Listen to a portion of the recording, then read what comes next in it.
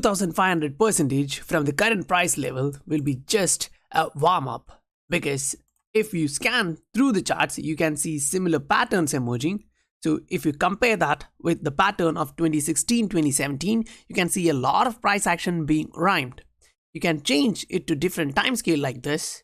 Still, it shows you the same thing trying to rhyme itself. If you see value in the video, please do hit the like, subscribe, and the bell notification icon to get notified about the future videos. We will go through different charts of XRP, BTC, Ether, altcoin dominance, and the XRP chart itself in a detailed manner to understand what is ahead. Like, it's not kind of a prediction, but we are checking the probability of what can actually come through, so we may be able to position ourselves well. This is a 3-day chart of Ethereum, and now it is signaling a bearish momentum, because if you see, a break below the pattern is bearish. Now that's really bearish.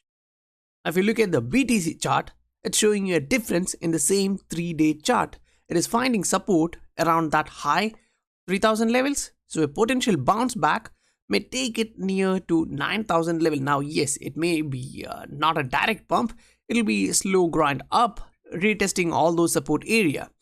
Now if you look at the altcoin dominance, it still holds the support line. Yes, it may come back and retest that support line before it bounces back high, but unless it move out of the pattern and assume that we are still in the pattern, because if we don't move out, we should assume that we will be moving through that pattern itself.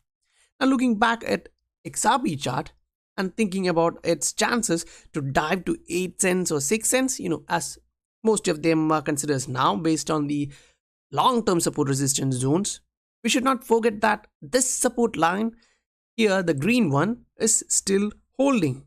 And because when we look back in the history, the same back in history of 2016-2019, we can clearly see that the same support and resistance line are holding, and we were well within this range. The two trend line support and resistance zones are actually intact now. So here also a bounce back may not actually surprise us. Say from the current price levels here, if we bounce back, that won't be a surprise, but you should not be ignited unless we break above that resistance line, that's the red line. And because if we don't, then we may actually hit that area and come back down, the carnage resumes. So if you are trading this market during this bloodbath, always remember this, and the words of wise: you buy when there is blood in the street, and don't forget to hold that enough time, because otherwise there is no benefit in seizing this opportunity, and you won't be getting that kind of a return. But if you actually look at the history and check the time frames, you will understand this, because the interesting part comes here. If it breaks to the upside, don't consider the two pumps here, that's the 1300% and the 8000% pumps. But if you actually look at the first pump, that was actually taking you till the all-time highs of previous cycle. Because if we look at the current cycle, and as we know that the all-time high of our current cycle was around $3.8. Say if you take the bottom of the wick here, the bottom, it may actually take you around about 3000% to reach the all-time highs here.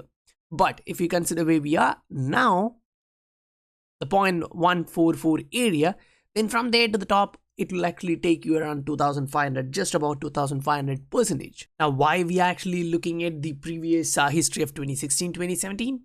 Because as you can see here, this is the current scenario, say 2019-2020 pattern here, and this one is 2016-2017 here. Now, yes, you can compare either this 1-day chart with the 3-day chart of the current pattern, or the 1-day chart of 2016-2017 with 1-day chart of current scenario. Now, the 1-day chart comparison here takes a bit more time here. So if you actually want to look at it on a time perspective, you can actually use a 3-day chart, and it shows you a similar pattern. Now, pattern is similar even in 1-day chart, just the time taken is more.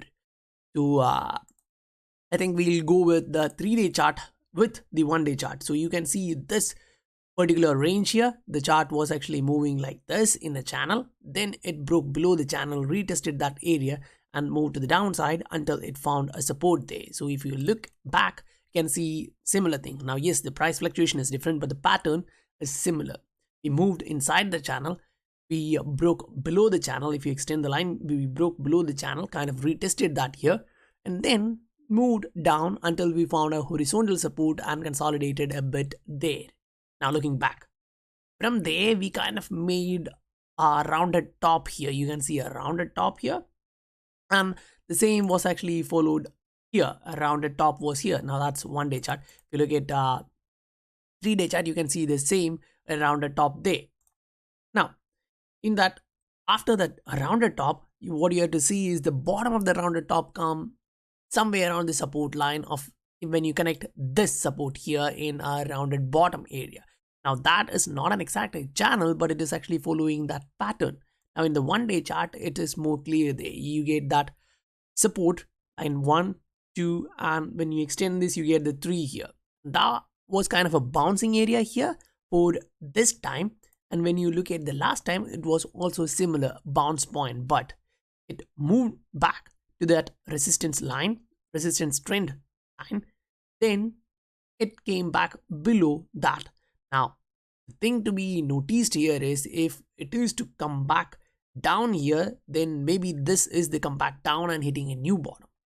Now, we can also think that this pattern is not finished yet, because considering this time here, it was just a pump in just 1 day, whereas now we are not getting that. We are actually consolidating here in this area. So maybe the chances are that this pattern is still playing out. The whole area here is still playing out, and we may consolidate a bit based on the time frame before we pump to the upside. If you generally look at the altcoin dominance here, you still have room to go a bit downside to test this long-term trend line support zone. Now yes, this is a support zone, right? It may come a bit up like this or a bit below like this. Again, same here and same here. So if we are following a bit above pattern here, then yeah, we have room to move to the upside towards this previous support turned into resistance here. Otherwise, we may come retrace a bit, test this level and then bounce back. So if we are to retrace a bit and come back to this level, then that may take XRP and ETH a bit low. But if we are to bounce from here to retest this area, then yeah, we should actually see some momentum gaining in XRP. So that should take us around 0.18. But if we break about this level, that's kind of really bullish, and that kind of indicates that we are starting a new cycle there. And that will take us to our first pump towards the all-time high.